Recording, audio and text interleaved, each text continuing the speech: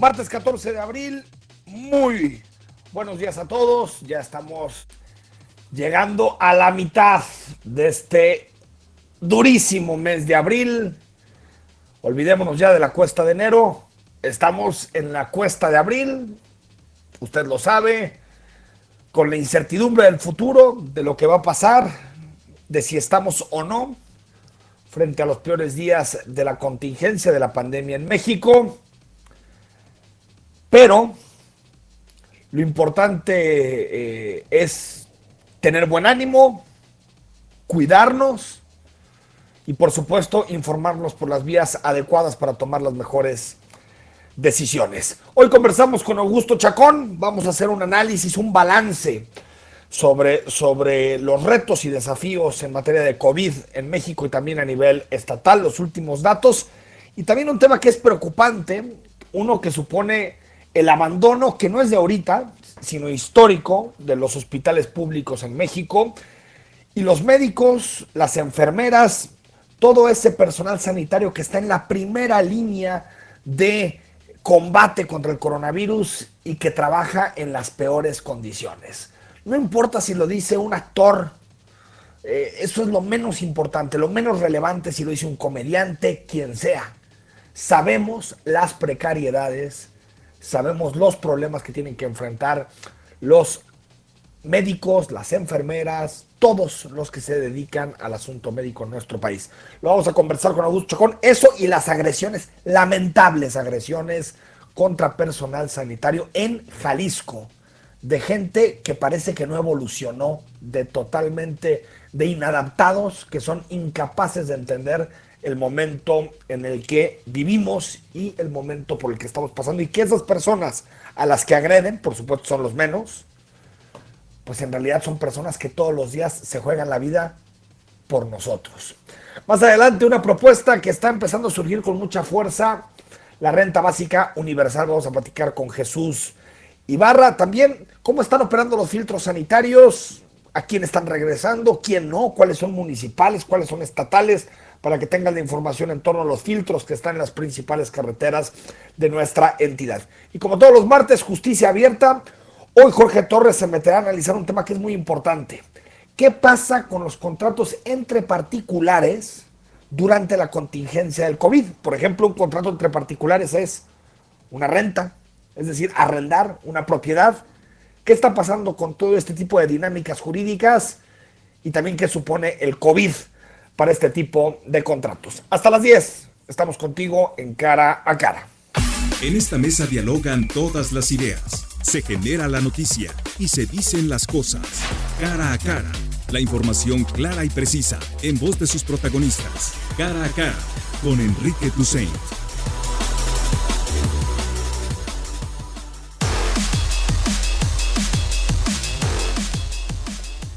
Son las 9 de la mañana con 8 minutos. Augusto Chacón, ¿cómo estás? Muy buenos días, ¿cómo te va?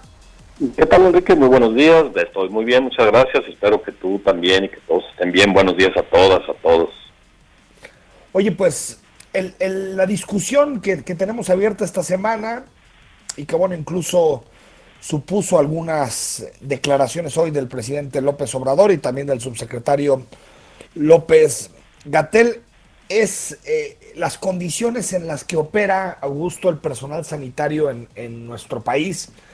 Todo esto se derivó de un video que colgó en sus redes sociales un actor, Derbez, en donde hablaba de las condiciones en las que tienen que estar operando este personal sanitario. Pero más allá del origen, Augusto, pues si normalmente no estamos preparados ni para el dengue, ni para la influenza, pues imaginémonos para algo tan desconocido como el coronavirus. Es decir, no es un tema que lo diga Derbez o no, es un asunto estructural que tiene muchos años en nuestro país. Sí, la verdad es que lo que estamos viendo es la manifestación pública de algo que por goteo hemos sabido, cualquiera tiene una experiencia en los servicios públicos de salud, que las condiciones son precarias, y precarias en el sentido de que apenas para sostener el nivel de atención médica que conocemos en el país no es muy bueno. Y ahora que se necesita, queda claro que falta lo más básico, y eso es increíble. Porque por un lado, estamos lanzando convocatorias para contratar personal médico, personal de salud. Sí. Por otro lado, estamos provocando que se enferme el que ya tenemos contratado, el que tiene la experiencia. Sí. Eso resulta increíble. No hay manera de salir de esta crisis sanitaria si no es con personal atendiendo a la gente, y si no estamos atentos. El Instituto Mexicano de Seguro Social, una institución con semejante experiencia, no está lista para proteger a su gente, pues ¿qué podemos esperar los que llegamos a pedir el servicio? Oye, ayer dijo el gobernador de Baja California Norte, que no es sospechoso de ser antipejista porque es de Morena, un amigo muy cercano al presidente, dijo, nuestros médicos están cayendo como moscas. Sí, eso es increíble. Increíble. Ya lo vimos en Coahuila también, Coahuila, en Monclova. Como la mala preparación de estar mal equipados provoca muertes, provoca enfermedad. Es increíble, y si quitamos la mitad de la expresión del gobernador, aún así sería terrible. Es más, un solo miembro del personal médico, del personal de salud, de una institución pública, con un hospital, que se enferme, ya tendría que desatar la alarma. Tendrían que estar muy preparados para eso. Y hablamos del equipo. ¿Cómo estará la higiene? ¿Estarán aplicando las medidas, los protocolos de higiene que se requieren para esto en las salas de urgencia, en los consultorios? Seguramente no, por lo mismo, porque no hay lo que se requiere para hacerlo. Augusto, sobre el tema del personal sanitario, hay otro elemento que de verdad digamos que me quita mucho la ilusión y la fe también en cómo sociedad podemos salir de este tipo de crisis y hasta qué punto tenemos o no desarrollado un sentido de humanidad. Aquí en Guadalajara, una doctora traía su filipina puesta que utiliza para su trabajo, llegó a su casa, sacó a sus perros, lo estoy leyendo directamente del Twitter de Omar García, que narró esta historia, y unos inadaptados le arrojaron cloro en la cara, le quemaron la piel y le dañaron la vista. También agredieron a su perro. Es el 6º caso documentado de agresión a personal de salud. ¿Qué nos pasa, Augusto? Sí, es increíble.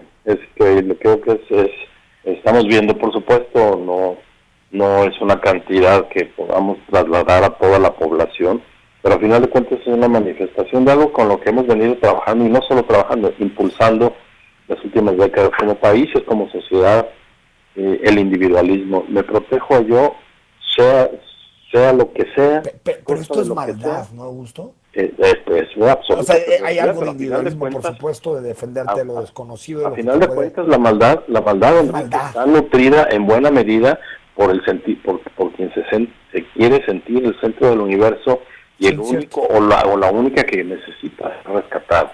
Así, en la medida que yo me pueda deshacer de lo que me parece un peligro, lo vemos en el gravísimo problema de inseguridad que no cesa. Sí. Lo demás no importa la salud de la doctora, no importa que en sus manos esté el salvar a muchas personas, a muchas otras personas.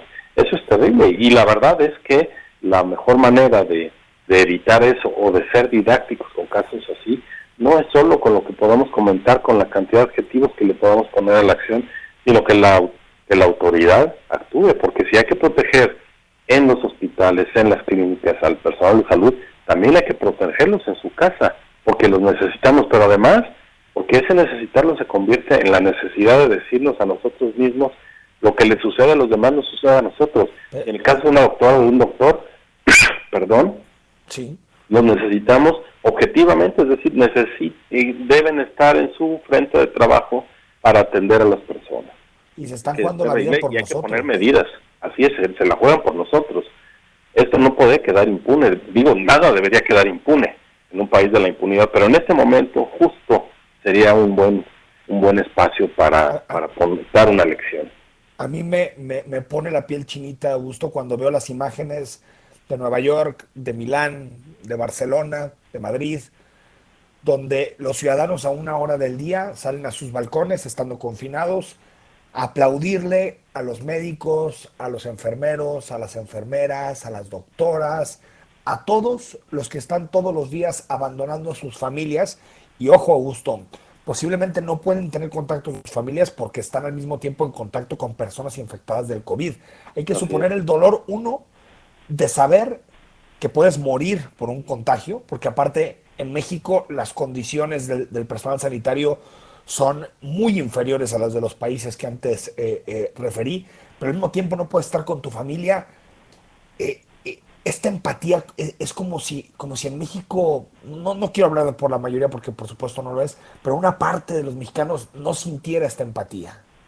Sí, bueno, eso parece, e insisto, lo hemos venido observando en muchas de las actitudes que hemos tenido las recientes décadas, y ahora se traduce en estas expresiones brutales de un primitivismo que, como dices, asombra, que desmiente cualquier logro educativo que podamos presumir. Ahí hay una deuda tremenda con la creación de su ciudadanía, y es imputable, sí, al sistema educativo, es imputable al sistema político, es imputable también al trabajo que hacemos en las familias. Insisto, si esto ha de convertirse en una oportunidad, tendría que demostrarse por lo pronto en que no haya impunidad en estos casos, como no debería haberlo ninguno. Pero estamos en un momento extraordinario donde vendría muy bien decirle a la gente: veamos a quienes se la están jugando tal como lo describiste, con esa crudeza que lo hiciste, jugándose la vida, renunciando a su cotidianidad, que lo están haciendo por nosotros, y podemos estar seguros en este país que además lo están haciendo por un ingreso que ni siquiera resulta tan atractivo. Hoy nos preguntan a través de WhatsApp: hola Enrique, ¿dónde estamos esos mexicanos que fuimos referencia mundial en el sismo del 17 y que salimos para ayudar? Ahora somos esos mismos mexicanos que agredimos a los que nos salvan la vida. Sí, por fortuna, y me parece muy bien que toques el tema a profundidad. Por fortuna no podemos decir que es una actitud generalizada, pero es un foco rojo al que debemos atender, porque detrás de eso que quizá despreciemos de una actitud tan extrema, quizá detrás de eso se esté cocinando en la sociedad, en ciertos sectores de la sociedad, una agudización de esta extrema individualización que nos lleva a solo pensar en nosotros, sin considerar que vivimos en una comunidad. Dos temas, Augusto, antes de despedirte. El primero, ¿te acuerdas cuando discutíamos del tema del INSABI? Y si uno analiza cuáles estados cedieron su plena competencia de los servicios de salud a la federación, son los estados que están teniendo más problemas para responder. ¿Por qué? Porque se centralizaron las decisiones, hay poca relación con los problemas locales, y también son los militares los que empiezan a tomar esos hospitales para poder atender a los enfermos del COVID. Es decir, Augusto, cuando tenemos toda esta discusión en torno al modelo, quién debía tenerlo, si el Estado, la Federación, si los municipios, hay un debate de fondo que es cómo se atiende mejor a las personas que tienen problemas de salud. Y lo que queda claro es que el modelo centralizado no funciona. No, en eso podemos estar de acuerdo, y en todos los campos. Hay que recordar también, Enrique, lo comentamos justo cuando el tema era el INSABI, que esos estados que se dieron la potestad de la salud al gobierno de la República, lo hicieron en buena medida porque de todos modos ponían muy poco dinero para sus propios sistemas de salud. Es decir, hay un asunto de presupuesto, pero también de control. Pero para nuestra mala suerte estamos en un periodo en el que las decisiones centrales se privilegian por sobre lo demás. Y ante la magnitud de la epidemia que estamos enfrentando, luce imposible que desde el Zócalo de la Ciudad de México se tomen las mejores decisiones para cada rincón del país. De ahí la sabiduría de nuestra arquitectura institucional. Tendría que activarse una coordinación desde los presidentes municipales y gobernadores hasta el gobierno de la República, porque los detalles no los puede ver el presidente, y eso está clarísimo, y cada vez está más claro. Y que tome decisiones quien está más cerca de la realidad. Así es. O sea, lo que viven, porque fíjate, Antonio Echevarría, el gobernador de Nayarit, ordenó cerrar sus fronteras. Sinaloa y Jalisco, cerradas las fronteras. ¿Cuál es la razón de fondo para cerrar las fronteras? Que Nayarit tiene insuficiencia hospitalaria, no tiene una sola cama para COVID que pueda ser gestionado por el Estado. Todas son decisiones centrales que dependen del presidente, que dependen de la Sedena, pero que no dependen del gobernador. Entonces, ¿qué pasa, Augusto, si mañana por tapatíos que cruzan Nayarit o por sinaloenses que van a alguna playa o que van de Guadalajara a Sinaloa, sabemos que hay mucha gente de Sinaloa que está en Jalisco, pues se mete en Nayarit en un problema del que no puede salir porque no tiene la infraestructura para salir, no tiene hospitales civiles, no tiene un Ángel Leaño con miles de camas? Es decir, ahí vemos la profunda desigualdad que hay entre entidades federativas. Pero profunda, y además ni siquiera posibilidad de contaminación. En el otro sentido, es decir, que se contamine lo bueno de un estado a otro, porque normalmente nos hemos acostumbrado a que los gobernadores miren a la Ciudad de México en lugar de mirarse unos a otros. A mí me sorprende, ya lo hemos comentado, que el presidente privilegie reunirse con empresarios y no haya tenido un constante interlocución con los gobernadores. Eso, esa nada más nos habla no solo del talante político y democrático del presidente, sino de lo que nos espera ante esta falta de coordinación. Y te decía que en sentido contrario, Jalisco, al contrario, sus hospitales civiles reciben a mucha gente de otros estados. De Nayarit, entre ellos. De Nayarit, por supuesto, de Michoacán, de Aguascalientes, de Zacatecas. Regional, ¿no? Los civiles son regionales. En realidad son hospitales regionales. Y tendremos que destacar el que Jalisco ha cuidado eso y que quizá nos ha ido un poco mejor y quizá estamos un poco más preparados. Y otro asunto más, Enrique, que resulta relevante, que ayer vimos otra de las muestras.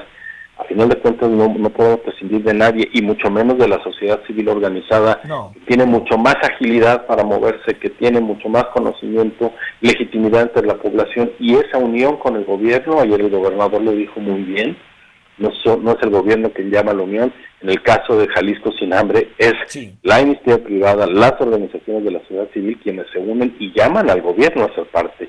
Y son decenas de miles de despensas, ¿no?, que se van a repartir. Así es, esa acción puesta, por ejemplo, en despensas, pero esa no la vamos a ver a escala nacional simplemente porque el presidente desestima el trabajo con la sociedad civil y volvemos a lo mismo. Cree de veras que él y los 20 o 34, si quieren multiplicar las secretarías por 2, que van a tomar las decisiones, que están mirando al país, están en verdad viendo los detalles que a final de cuentas se traducen en eso, en las personas que tienen que tocar la puerta en un hospital, las personas que están enfermas, que sí las ven los presidentes municipales, que sí las ven los gobernadores, pero que no está dentro de la capacidad del gobierno de la República, en la manera en que descentralicemos las decisiones y haya una coordinación mucho más intensa, será también la medida en la que saldremos más rápido y mucho mejor librados de la crisis. Augusto Chacón, gracias. Ahora nada más, sé que se tomaron las medidas de sana distancia, todo, pero ojalá hubiera sido el evento de ayer virtual, porque si la imagen de tanta gente en un recinto cerrado, pues no sé si es el mejor ejemplo para la ciudadanía en un momento en donde todos, que podamos, hay que estar en casa. De acuerdo. Ese detalle hubiera sido muy importante de cuidar, porque además hubiera abonado algo que esa iniciativa tiene de bueno. Que no hay un protagonismo exacerbado, y así, desde la distancia que provee y el trabajo que puede proveer el Internet, podría haberse fundado esto mucho más en la idea de que somos todos, de que son todos, de que son todas, y no es un grupo que se reúne, y menos en estas condiciones. Un abrazo, gracias, Augusto. Un abrazo para ti, Enrique, buenos días a todos, buenos días a todas.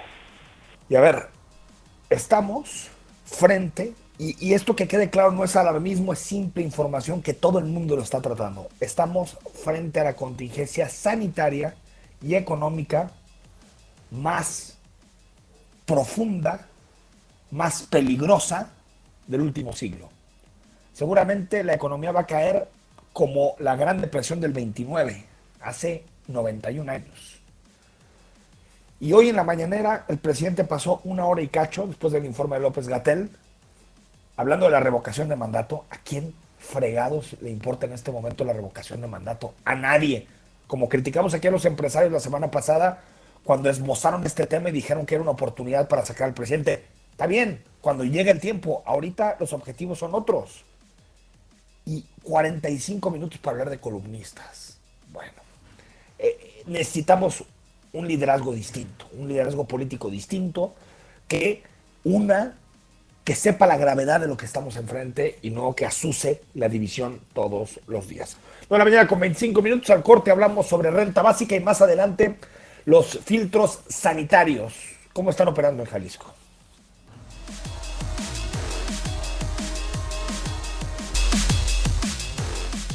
En la mañana con 28 minutos.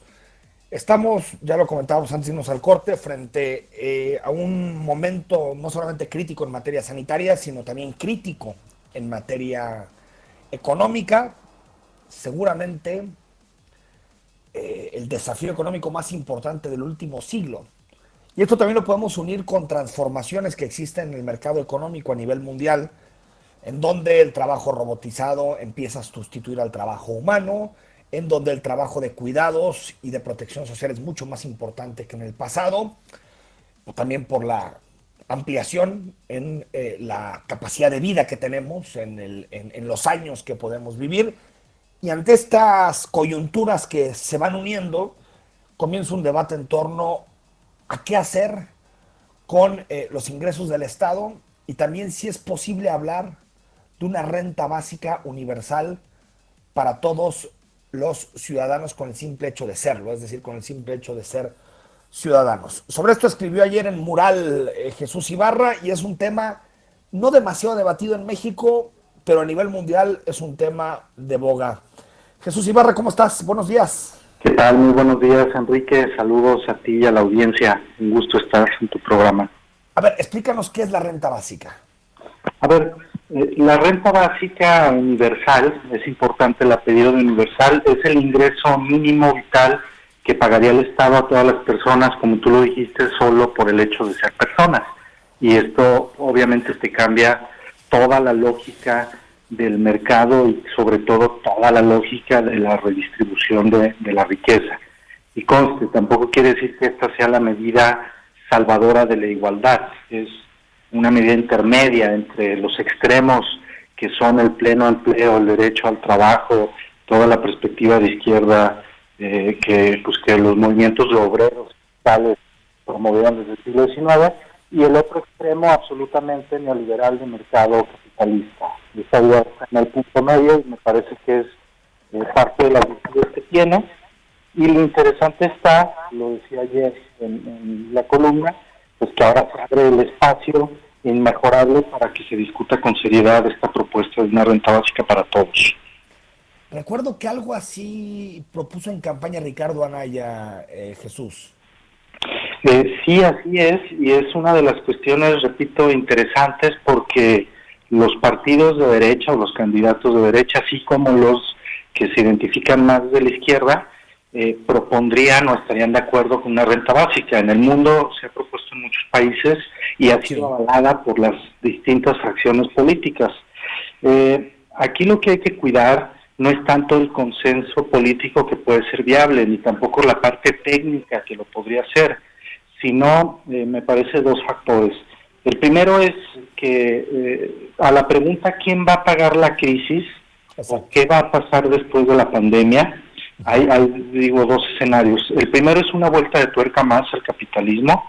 Entonces la pandemia puede pues ser la crisis necesaria para renovar la estructura del mercado, para deshacerse de aquello que no sirve, en palabras muy neoliberales, y abrir paso a los ganadores, pues que impondrían nuevas reglas del juego. O sea, es decir, en este escenario, pues las empresas estarían atentas a comprar a otras que han perdido su valor de mercado, aprovechar a sus competidores débiles que han caído en desgracia y apostar por darle una vuelta más al capitalismo. Y es algo como lo que pasó en 2008-2009. Claro, concentrar más la riqueza. La otra opción es distinta y pasa por alternativas como esta, entre otras, que significa apostarles a que haya un desarrollo más sustentable y una redistribución pues favorable a la gente, más igualitario. La renta básica lo que propone es un piso mínimo para todos, para que haya cierta dignidad de las personas. Ahora, Te pongo algunos elementos que se han debatido en torno a la renta básica en el mundo. Ya hay países en donde opera la renta básica como tal, sobre todo escandinavos.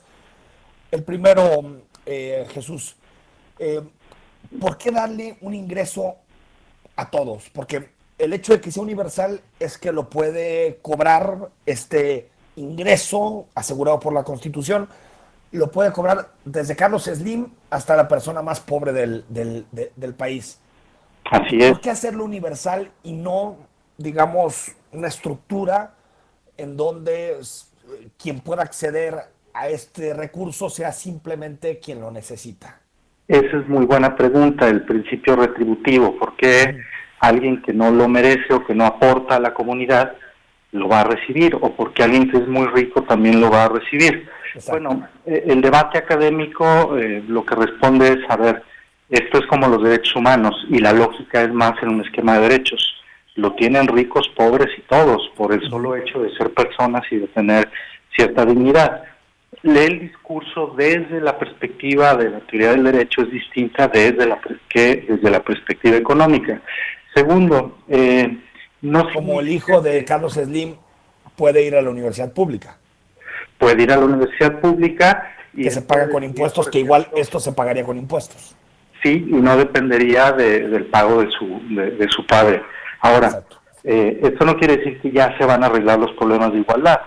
El hijo de Carlos Slim tendría su renta básica, pero si se va a hacer cargo de las empresas junto con su padre, habría que pagar un esquema impositivo fuerte, para que entonces hubiera otros esquemas de distribución. Repito, la renta básica no resuelve el problema de desigualdad. Lo único que sí resuelve, y eso no es poca cosa, es que todos tendríamos un piso mínimo. Tendríamos, sí, y imagínate la lógica, por ejemplo, en el empleo, cambia absolutamente. Porque ahora no cualquier persona va a explotar a otra por 3,000 pesos en un trabajo. Y sería lo que tienes en la cabeza, Jesús, es, por ejemplo, la línea de bienestar mínimo del Coneval, por ahí.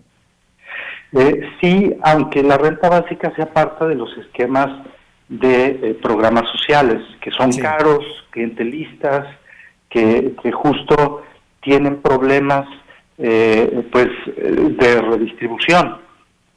Aquí sería parejo para todos. Sí, pero me refiero a que la cantidad de recursos sería esa línea que define el Coneval de bienestar mínimo, es decir, donde una persona ya no está en pobreza. Exactamente.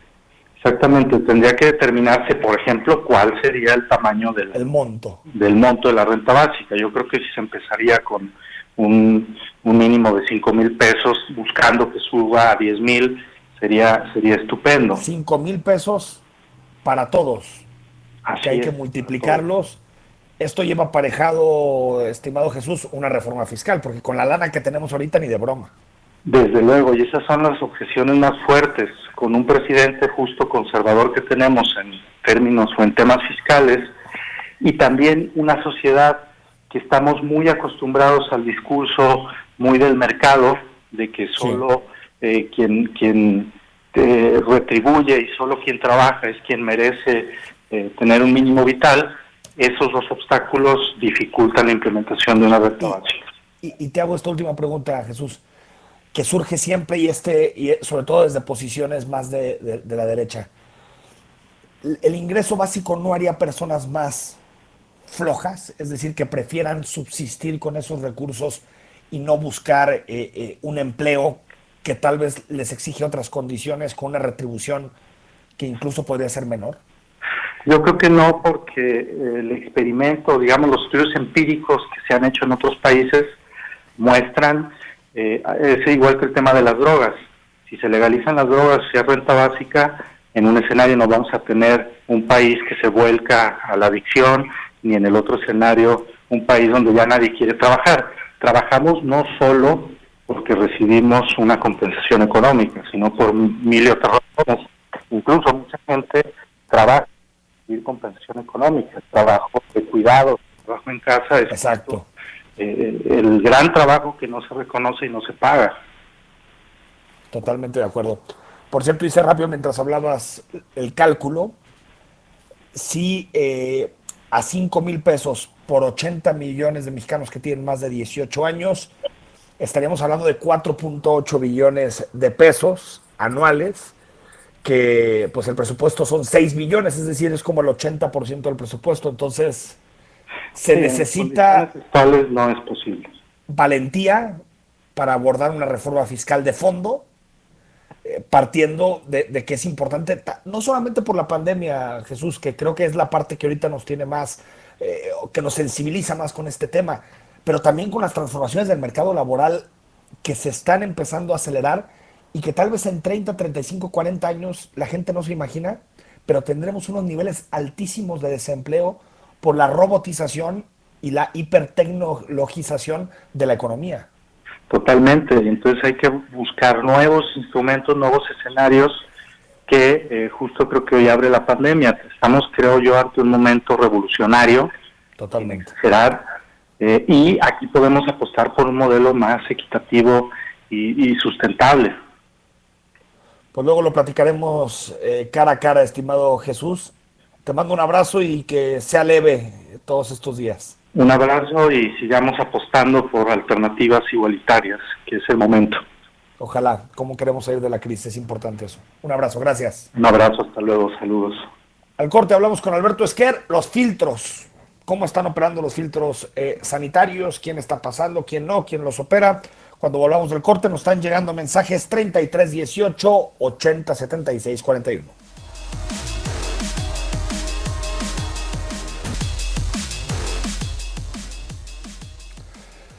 9 de la mañana con 41 minutos. Gracias por tus mensajes. Estamos totalmente en vivo. 14 de abril, ya estamos a mitad de mes. Un día menos de la pandemia para que le echemos ganas, que estemos animados, una buena actitud. Y también como ciudadanos eso ayuda a procesar mejor estos momentos difíciles de incertidumbre. Siempre es importante estar pues con buena disposición y tratarnos bien para que socialmente podamos sobrellevar de mejor manera este proceso. Hay muchos mensajes, me piden buscar a la gente de Educación Jalisco. Ahorita mismo lo vamos a hacer para ver si mañana nos pueden responder. ¿Qué sé de las cosas que te platican gente del gobierno, funcionarios, que casi se da por perdido el curso escolar? Casi. O sea que va a ser muy complejo volver antes de junio. Va a ser muy complejo porque las escuelas implican una movilización sin precedentes. Tal vez es más fácil que otras actividades económicas comiencen gradualmente a normalizarse, pero el asunto de las escuelas va a ser complejo. Pero bueno, mañana tenemos posibilidad de conversarlo seguramente con la gente de educación para que nos den su punto de vista, y en los próximos días también la Universidad de Guadalajara tendrá que definir su postura en torno al tema. Platico con Jorge Torres, abogado, forma parte del equipo de Justicia Abierta, que todos los martes nos comparte puntos de vista que tienen que ver con la justicia y cómo entender las decisiones jurídicas. En esta ocasión, efectos del COVID. No solamente el COVID nos enferma y enferma la economía, sino que también tiene efecto en los contratos particulares. Jorge, muy buen día. Hola Enrique, buenos días. Efectivamente, mi espacio de Justicia Abierta este día se lo quiero dedicar a eso.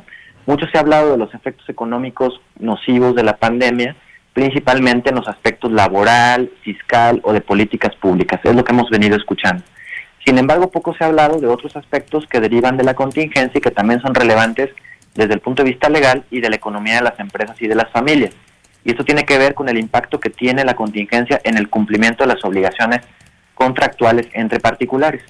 La mayoría de los contratos que conocemos generan una relación en la que ambas partes se benefician, y esos mutuos beneficios son esperados del contrato bajo ciertas condiciones de la realidad que las partes conocen y asumen como prevalecientes durante el tiempo en que dure el cumplimiento del contrato.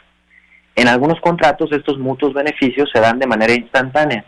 Por ejemplo, en la compraventa. Hay un intercambio de un bien por su precio. El vendedor espera recibir el precio entregando la cosa vendida y el comprador al revés. Y ambas partes reciben sus beneficios en el momento de la ejecución del contrato. Sin embargo, hay otro tipo de contratos cuya ejecución no es instantánea, sino que se difiere en el tiempo, como el arrendamiento o el suministro. Aún en estos contratos, ambas partes conocen y esperan los mutuos beneficios que la ejecución del contrato les traerá bajo ciertas condiciones que las partes conocen y esperan que se mantengan durante la vida del contrato. ¿Qué pasa entonces cuando un evento como la pandemia que vivimos afecta la posibilidad de una de las partes para cumplir con sus obligaciones en el contrato? ¿Qué pasa con los beneficios que la otra parte esperaba recibir, pero que ahora no se pueden producir por esta circunstancia extraordinaria? Te pongo 3 ejemplos que en esos pasados días han sido comunes. 1. Debe pagar la renta el inquilino que se ve imposibilitado para usar el local que tiene rentado para la operación de su negocio. Pensemos una papelería, una ferretería o cualquier otro giro que haya sido declarado como no esencial y por lo tanto no puede operar. Otro ejemplo, una pyme que financió la adquisición de una maquinaria contratando un arrendamiento financiero y que ahora no puede utilizar la maquinaria para seguir produciendo, ¿debe seguir cumpliendo el contrato? O un tercer ejemplo, un pequeño fabricante que tiene parada su operación, ¿está obligado a cumplir con su cliente el suministro del producto en tiempo y forma? En todos estos casos hay un elemento común, el surgimiento de un evento de caso fortuito fuerza mayor que viene a romper el equilibrio en el balance económico de las partes en el contrato. Todos los códigos civiles de los estados de la República prevén el caso fortuito y la fuerza mayor como causas excluyentes de responsabilidad, es decir, situaciones que imposibilitan a una de las partes el cumplimiento de la obligación por tratarse de situaciones irresistibles, imprevisibles y ajenas, por lo que en principio lo excluyen de las consecuencias económicas negativas del incumplimiento. Algunas legislaciones estatales, no todas, pero Jalisco sí es una de ellas, prevén además la posibilidad expresa de iniciar acciones jurídicas derivadas de lo que se conoce como la teoría de la imprevisión, que consiste en el rompimiento del balance económico de las prestaciones de ambas partes en un contrato de largo plazo. Con base en esas acciones se le pide a un juez que modifique las condiciones contractuales para ajustarlas a la nueva realidad impuesta por el evento ajeno, en este caso la contingencia. En todos estos casos, la sugerencia inicial a las personas es que dialoguen con su contraparte en el contrato y analicen juntos cuál va a ser el alcance del incumplimiento y las consecuencias del mismo. Y se busca negociar una modificación temporal al contrato para permitir que éste sobreviva mediante la extensión de plazos, la condonación de ciertas prestaciones o penalidades, o cualquier esquema que permita de manera equitativa repartir entre ambas partes el impacto negativo de la contingencia. En caso de que esto no sea posible, habrá que analizar la posibilidad de acudir a un juez para que sea él quien establezca la modificación que se resulte necesaria para restablecer la equidad. Aquí nos enfrentamos a otro problema: los juzgados están cerrados. Urge, por tanto, la modernización de los sistemas de justicia que ahora dependen de la presencia física, tanto de juzgadores como de las partes y abogados, en las instalaciones del tribunal, y mudar a los sistemas que permitan brindar el servicio a distancia. Hasta aquí mi comentario, estimado Enrique. Sentido común en la relación entre quien renta y el propietario, ¿no, estimado Jorge? Es decir, saber que es una situación difícil para ambos y buscar la mejor solución. Buscar la mejor solución implica que ambas partes se repartan el impacto negativo de algo que no provocaron, no podían esperar ni prever. Si el dueño del departamento, la casa en donde vivo, me quiere subir la renta, ¿hay forma de protegerme? Mira, aquí hay dos situaciones que hay que distinguir. El arrendamiento para casa-habitación, digamos, no se está afectando en cuanto al uso del bien. Y la renta es la contraprestación natural por el uso del bien. Los arrendamientos que caen más en esta categoría son los arrendamientos de negocios o de locales comerciales, Okay. porque se enfrentan a la imposibilidad de usar el local por un mandato gubernamental derivado de la pandemia. Entonces, sí hemos visto en la práctica que algunos caseros en contratos de arrendamiento de casas de habitación están condonando algunos meses de renta y lo hacen en realidad por una situación de solidarizarse o de empatizarse con su inquilino que a lo mejor ha perdido el trabajo o necesita un apoyo temporal, pero es más una cuestión de empatía personal, ¿no? La cuestión legal viene cuando hay una imposibilidad en el uso, ¿no? ¿Y no debería haber, ya para despedirte, Jorge, un decreto temporal en donde nadie pueda ser expulsado durante este periodo de contingencia, mientras está la emergencia sanitaria, nadie pueda ser expulsado de su casa por no tener recursos para pagar la renta? Me parecería que sería una medida que tendría que balancear, o sea, sería posible como una medida de apoyo a la población. Estamos hablando de la cantidad de miles de empleos que se están perdiendo por día. Tú dabas el dato la semana pasada, es brutal. y pudiera ser una medida que permitiera a las personas mantener por lo menos un satisfactor de los muchos que se necesitan, que es vivienda, ¿no? Pero tendría que balancear muy bien cómo vas a proporcionar la pérdida para la otra parte en el contrato, que a final de cuentas pudiera ser una persona, como las hay muchas, que viven, su único ingreso es las rentas que cobran. Entonces, Claro. habría que matizar y balancear. Que equilibrar, ¿no? Exacto, y a lo mejor establecer un sistema en donde con posterioridad se le dé proporcionalidad a la persona que ahorita está aguantando o estaría aguantando los efectos nocivos del decreto. Un fuerte abrazo, Jorge, que tengo al secretario Gracias, Alberto Esquer en la línea. Gracias. Adelante, gracias. Alberto Esquer, secretario de Desarrollo Rural, muy buenos días, ¿cómo estás? ¿Qué tal, Enrique? Buen día. Un saludarte a ti y a todos los radioescuchas esta mañana. A ver, hemos visto videos, grabaciones en redes sociales de los filtros, cómo operan, personas que se resisten. En general, en estos días, Alberto Esquer, ¿cómo han operado los filtros? ¿Cómo has visto la reacción de la ciudadanía? ¿Y cuáles son estatales, federales, municipales? Es decir, ¿quién manda sobre estos filtros? El gobierno del estado de Jalisco tiene 7 filtros instalados, 4 en la zona metropolitana de Guadalajara, 1 carretera ingreso Nogales, Puerto Vallarta, el otro en la zona sur de la zona metropolitana, que es en Tlajomulco, salida Colima, Manzanillo, 1 más carretera Chapala y otro carretera Ciudad de México. En el interior del estado tenemos 3 filtros sanitarios, 1 en el ingreso al municipio de Tapalpa, 1 carretera Mazamitla y 1 Mascota Las Palmas. Esos 7 filtros sanitarios son los que coordina el gobierno del estado de manera transversal con la Guardia Nacional, con Secretaría de Seguridad Pública, con Protección Civil del estado, con Cruz Roja Mexicana y elementos de protección civil de los municipios donde están los filtros. Estos filtros, Enrique, sirven para orientar a los ciudadanos, decirles que están cerrados los restaurantes, las playas, los balnearios, todos los puntos turísticos de los diferentes municipios donde están los filtros sanitarios o las salidas a puntos sanitarios. Los filtros le toman la temperatura a los ciudadanos que ingresan o salen de la ciudad. Quiero decirte, Enrique, que este domingo 12 de marzo invertimos los filtros hacia el ingreso de la ciudad. Tu servidor personalmente estuvo supervisando el filtro de la carretera Nogales en el ingreso en la primavera en Zapopan. 10 casos detectamos con fiebre y síntomas de COVID-19 mismos que fueron canalizados al protocolo de la Secretaría de Salud, y yo me percaté y estuve todo el día de este domingo 12 de marzo.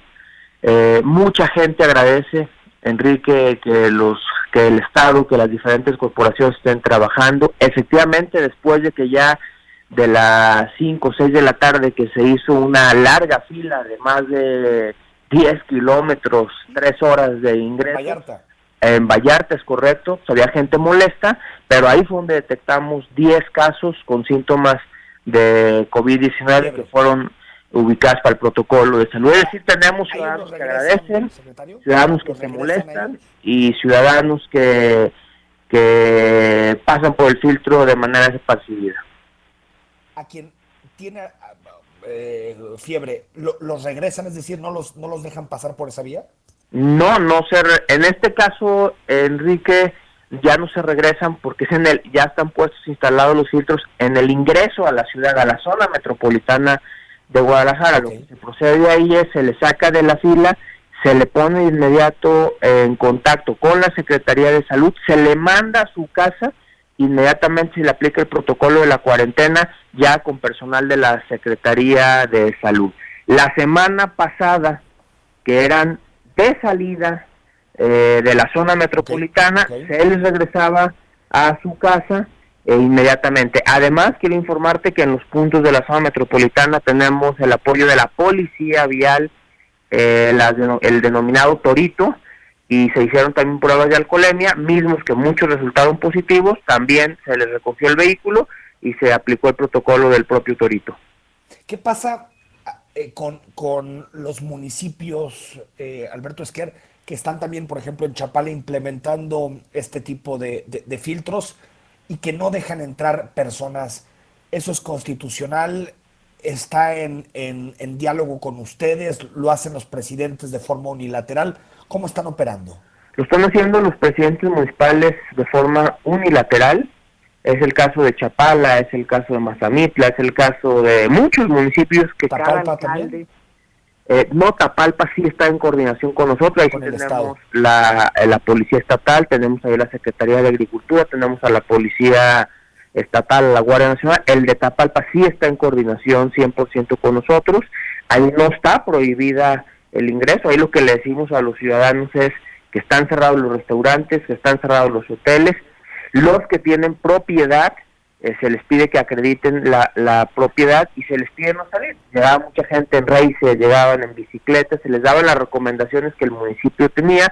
Están cerradas las presas, las plazas públicas, etcétera. Los municipios que de forma unilateral se están poniendo, nosotros le estamos haciendo la recomendación de cómo están trabajando los filtros del gobierno del estado. Efectivamente, Enrique, no estamos violando libre tránsito, no estamos violando la Constitución. Lo que estamos haciendo es cuidando a los jaliscienses, recomendándole las medidas que hoy el gobernador del estado está pidiendo de manera voluntaria, quedarse en sus casas, recordando que lo ha dicho el gobernador que estamos en la fase 2, conforme el Consejo de Salubridad lo ha determinado, y ahorita es todo de manera voluntaria. Es decir, le pedimos a los ciudadanos nos ayuden a cuidarse a ellos, a cuidar a sus familias, a cuidar a los adultos mayores, pero de manera voluntaria. Lo que está haciendo los municipios lo hace ya con cada criterio, cada municipio. Pero tienen que ajustarse a la Constitución, ¿no, sin duda, Enrique, sin duda. Ahora, me queda un minuto, secretario. ¿Qué pasa con el tema Nayarit, que cierra fronteras? ¿Qué va a pasar? ¿Puedes o no cruzar a Nayarit? ¿No puedes hacerlo? ¿Qué sabemos? Bueno, a ver, puedo decirte que el día de ayer se puso en comunicación el gobierno de Nayarit con el gobierno de Jalisco. Vamos a tener estos días diálogo. Desde el punto de vista del gobierno de Jalisco, no podemos violar el libre tránsito, es anticonstitucional. No podemos cerrar, como ellos dicen, fronteras. Es anticonstitucional eso. Ahorita lo hacemos de manera voluntaria y hacemos un exhorto también al gobierno de Nayarit de poder entablar diálogo con nosotros para podernos ayudar ambos estados a cuidar ingresos y salidas en los ingresos de cada estado, pero sin violentar el Estado de Derecho y la Constitución del Estado. Sí cuidando, sí exigiéndole a las medidas correspondientes a los ciudadanos. Es el caso del alcoholímetro, pues todos los que salen con alcoholímetro, eso sí, inmediatamente se procede. De los demás es de manera voluntaria. En este momento que es la fase 2.